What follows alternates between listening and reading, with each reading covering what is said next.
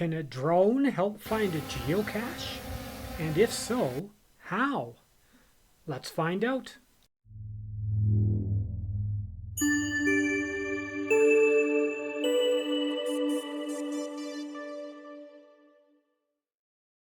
I've always been into tech and gadgets ever since I was a kid.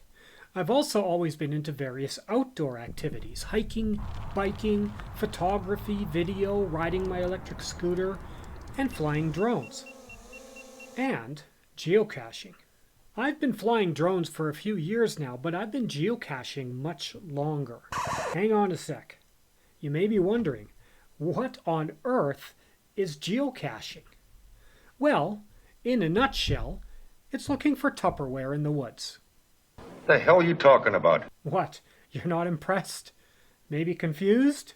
Okay, of course you are. That makes no sense, I know. What it really is a treasure hunt. It's using GPS devices, these days, most often your phone, and looking for hidden treasures called geocaches. Often these are repurposed plastic food containers. But they can be in an amazing variety of different types and sizes of containers, from the very, very, very small, smaller than your fingernail on your little finger, to the very, very large, sometimes building-sized. Inside these containers are toys and trinkets, essentially, and, most importantly, a logbook. You can trade the trinkets if you like, but the important thing is to show you found the geocache by dating and signing the logbook with your geocaching name. You sign up for that on one of the geocaching websites, geocaching.com being the primary one. And some of the methods of hiding geocaches are shockingly clever. This can make them anywhere between ridiculously easy to find to very, very difficult indeed. When I began geocaching, I didn't use my phone. I used something like this. A specialty GPS device. Here's another one.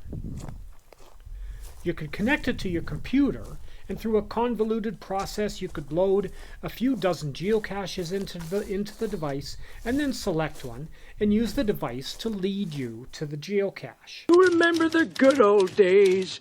These days, though, these things are pretty much not needed anymore. These days you use an app on your phone, just like for everything else, to home in on the geocache.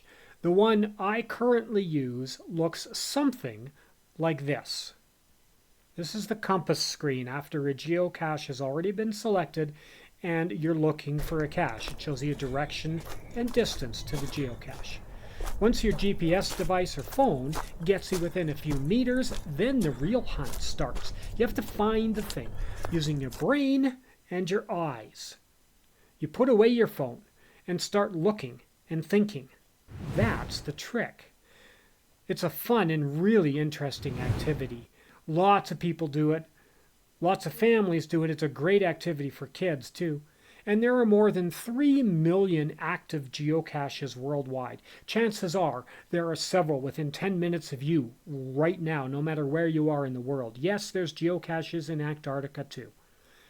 There are geocaches everywhere, in parking lots, in buildings, on street corners, underwater, a remarkable variation of places and methods of hiding them. But the most common and traditional geocache is still a container of some kind hidden near a hiking trail somewhere in the woods. I found my first geocache 20 years ago in 2004.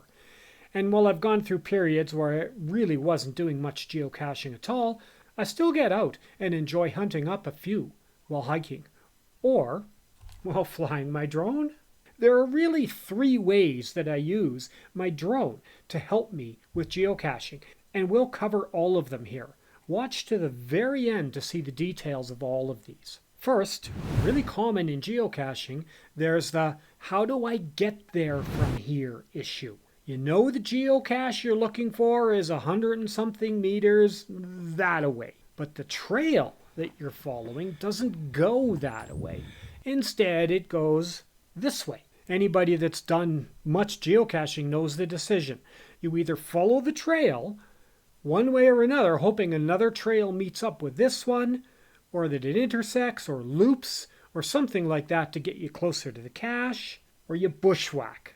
You go through the branches and shrubs and trees and force yourself in more or less of a straight line to try and get to where the cache is. Thing is, you almost never actually have to bushwhack. The caches are almost always near a trail. The people that hide them don't want to bushwhack either, after all. So, would a bird's eye view of the area help figure out an easier way to get there from here? Yep, sure would. Get your drone up in the air, point it in the direction of the cache, point your camera gimbal down, and take a look. Fly your drone in the direction of the cache for the same distance your GPS tells you that the cache is, and take a peek around with your drone using the drone's camera. Where are the trails? Where do they meet, divide, and intersect? Sure, you can do this with the satellite view using Google Maps or some other mapping software, or using your geocaching app, but the resolution is not good enough for many trails. Now, with your drone, you can see directly at whatever height you want. That way you can plan a route to your cache. Depending on time and distance, at that point, I'll either bring my drone back home and land it, or more often, if I know the cache is pretty close to where I am right now, and it'll only take me a few minutes to get there, I'll leave it hovering over the spot where the cache is.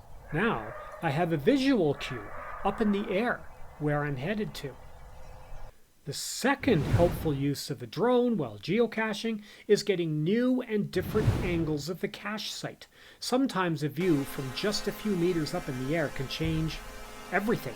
You can see things you just can't normally see at ground level or at normal eye level. And this means it might help you find the cache. Here's a wonderful example of me finding a cache doing exactly this. I can't see it at ground level with my eyes, but my drone could see it easily.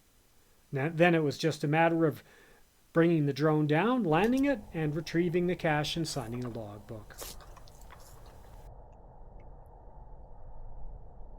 Now the third use of a drone while geocaching. Now, when you find the geocache, you write your name and comments in the logbook in the cache, but you also write a log on the geocaching website for that particular cache. Your app will help do that for you. You leave some nice comments, and I found it, or in my case, often the opposite, didn't find it. I can't find it! After looking for it for 20 minutes. And you can also leave pictures. Well, why not leave a few unique photos of the cache site from your drone? A bird's eye view of the area. Very unique and something a lot of people will really appreciate. You won't see too many of them on the geocaching websites. Just be sure not to leave spoilers. You don't want to ruin the hunt for someone else. If you enjoyed this video and are wanting to know what other gear I use for geocaching, leave your questions and comments in the comments below. And I may do another video of what works and what doesn't work for geocaching. My geocaching has a few really handy and almost necessary items in it that can really help finding a geocache. As always, hit that like, subscribe, and notify buttons to help me make more content like this. And thank you very much for watching.